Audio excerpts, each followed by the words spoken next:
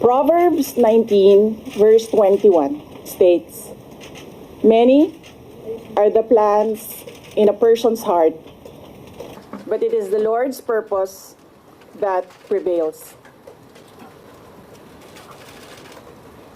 It took me 47 years to understand that my life was never meant to be only mine. Unlike others, I may not have been born just to chase happiness. For a long time, I questioned the weight of responsibility to my family, to my country, to everyone who called on me. Today, I have peacefully accepted that my life is unlike any other. Sa unang mga buwan ng aming mga termino, nakita ko na ang kawalan ng katapatan ni Bongbong Marcos Jr. sa mga pangakong binitawan noong kampanya, pati na sa kanyang sinumpaang tungkulin para sa bayan. Dahil hindi ko kinaya na maging bahagi ng 2025 national budget na tadtad ng katiwalian, pinili kong umalis sa kabinete. Kahit alam ko na mula pa noong 2023 na ang magiging kapalit ay ang aking impeachment. Mga kababayan, humihingi ako ng paumanhin. Patawad kung tinulungan ko mahalal si BBM bilang Pangulo ng ating bansa.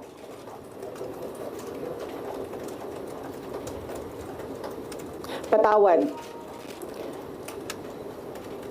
kung hanggang ngayon ay marami pa ring Pilipino ang nalulunod sa baha ng dahil sa malawakang korupsyon. Patawad kung lantaran ang pang-aabuso ng ating mga institusyon para sa pansariling interes ng mga politiko. Patawad kung patuloy ang pagtaas ng presyo ng mga pangunahing bilihin habang nananatiling kapos ang kita ng bawat pamilya. Patawad kung wala man lang tayong tunay na seguridad sa pagkain. Patawad kung may nagkakasakit at binabawian bigla ng buhay dahil sa kakulangan ng maayos at epektibong healthcare system. Hindi ako kailanman natakot sa pagsira nila sa pangalan ko. Ngunit may takot ako para sa ating mga anak. May takot ako para sa susunod na henerasyon.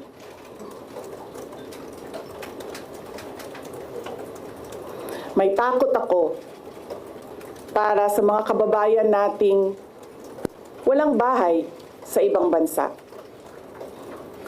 Walang pangalawang pasaporte. Walang ibang matatakbuhan kundi ang Pilipinas. kahit ito'y patuloy na nalulugmok sa kahirapan. Na ako'y kahadlok, nga moabot ang adlaw na dawaton na lang nato ang kapobrihon isip kapalaran. Nga maanad na ta sa sayop,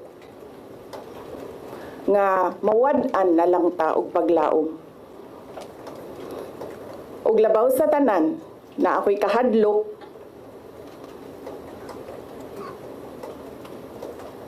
nga moabot ang adlaw nga wala na tay Pilipinas nga ikahatag sa atong mga anak. I cannot kneel before each and every Filipino to beg for forgiveness. Instead, I offer my life, my strength, and my future in the service of our nation. Mga kababayan, ibalik natin ang tapang at malasakit para sa Diyos, sa bayan, at para sa bawat pamilyang Pilipino. Ako si Sara Duterte, tatakbo bilang Pangulo ng Pilipinas. Syukran. Okay, una po sa lahat mga kababayan, obviously yung pansin ko po, binabasa po niya yung kanyang speech. So obviously sinulat yung speech niya, ano? Pero ang tanong ko, sino ba sumulat ng speech niya? Siya ba or ibang tao? Kasi para po sa akin, ito yung opinion ko. Ang nangyari dun sa speech niya ay inaangat niya yung sarili niya at binababa po niya yung administrasyon ni PBBM. Hinihila niya pababa. Puro negatibo ang sinabi niya. Meron pa siyang ginawang appeal to emotion nung humingi po siya ng sunod-sunod na patawad. Tapos binabanggit niya yung mga problema ng bansa natin. Kahirapan, corruption, kagutuman, at kung ano-ano pa. Habang sinasabi niya humingi siya ng tawad. Para po sa akin, ang dating ng mga kababayan ay nagpapahambol, nagpapakumbaba at siya na yung humingi ng tawad. Na para bang pinoproject niya yung sarili niya na dismayado sa nangyayari, samantalang parte siya ng problema, mga kababayan. Huwag natin kalimutan na patong-patong ang impeachment complaint laban kay Sara Duterte. At karamihan doon may kinalaman sa katiwalian. At palagi siyang nagtatravel. Ang sa akin lang bilang Pilipino, bago ka magsalita ng mga negatibo na nangyayari sa bansa, sa gobyerno, ibida mo naman muna sa amin. Sana kung ano yung ginawa mo para tumulong sa gobyerno.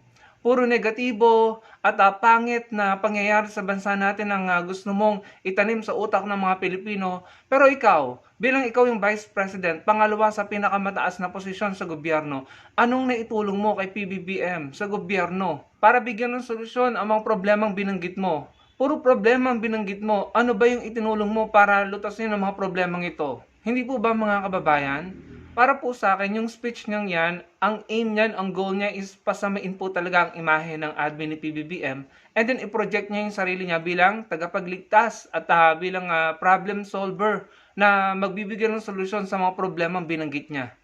Pero naranasan na po natin ang isang Duterte na presidente. Naranasan na po natin ang presidency ng isang Duterte, mga kababayan. Wala naman po talagang big positive impact ang presidency ni Duterte nung tatay niya. Tapos ngayon, yan kasi yung problema eh. Ganun din yung ginawa nila kay Pinoy eh. Lahat ng pagkukulang, mali ng Pinoy administration, talagang inamplify nila. Tapos pinroject nila yung sarili nila na magiging magaling at taga-ayos ng mga problema ng Pilipinas.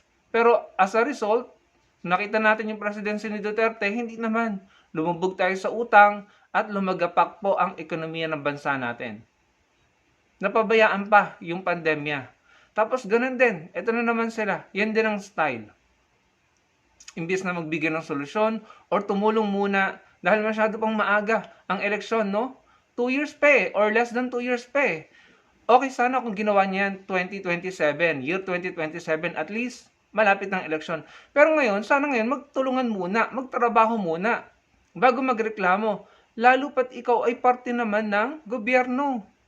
Bago mo ipangalandakan sa mga Pilipino yung mga problemang alam na namin, na nararanasan na namin, ibida mo ano yung ginagawa mo O sana ibinida mo rin kung ano yung plataforma mo or plano mo para solusyonan ang mga problemang ito. Kaso puro problema ang binanggit mo, tapos pinureject mo yung sarili mo na ikaw ay tatakbo sa pagkapangulo, na ikaw ay nagpapakumbaba ngayon, na para bang ikaw yung sinisisi namin, na para bang ikaw ay nagpapaka-humble. Hindi bebenta yan sa matatalinong tao. Sa mga DDS lang yung bebenta na ay pa-humble siya. Siya dapat ang isunod natin na pinuno ng bansa. Nakikita niya yung mga problema? Yes, nakikita niya yung problema. Nakikita din namin yan. Pero ang tanong, anong solusyon mo? Anong ginawa mo para makatulong na masolusyonan ang mga problemang ito? Ang nakikita namin sa'yo, travel ng travel sa abroad. Pakikipag-away, pamumulitika. Ewan ko sa inyo mga kababayan, ano? Pero hindi po ako na-impress kung sino man ang sumulat ng speech na yon. Masyadong hinila pababa ang admin ni PBBM at inangat niya yung sarili niya, and then sabing tatakbo siya sa 2028.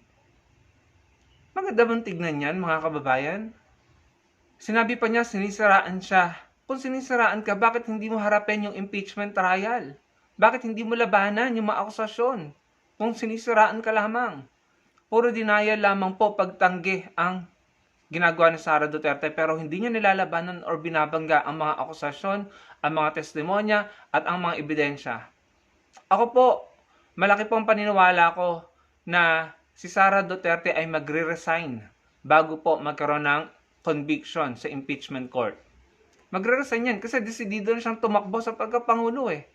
Kasi kapag inintay niyan yung impeachment court na magbigay ng conviction, most likely mako-convict po yan. Ang dami pong ebidensya, testimonya at mga testigo. Malakas po ang paniniwala ko na mako-convict po siya sa impeachment court. At kapag nangyari yon, hindi na siya maaaring tumakbo sa 2028. Lalo pat ngayon yung mga kakampi niyang senador ay nakukulong, nagtatago. Alam natin na nababawasan na yung mga kakampi niyang senador. So most likely magkakaroon ng conviction sa impeachment court sa Senate.